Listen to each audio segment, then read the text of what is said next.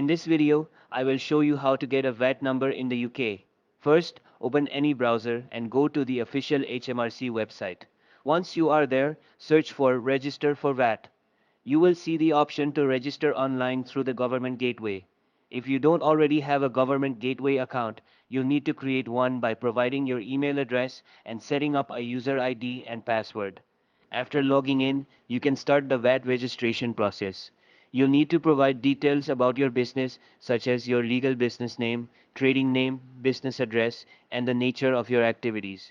You'll also be asked about your estimated turnover to check if you meet the threshold or if you are registering voluntarily. Once you submit the application, HMRC will review your details and send you a VAT registration certificate, which includes your VAT number. This certificate is usually sent within 30 working days, and you'll receive it either online or by post. After getting your VAT number, you can start charging VAT on your sales and submitting VAT returns to HMRC. If you found this video helpful, don't forget to subscribe to How to Tutor.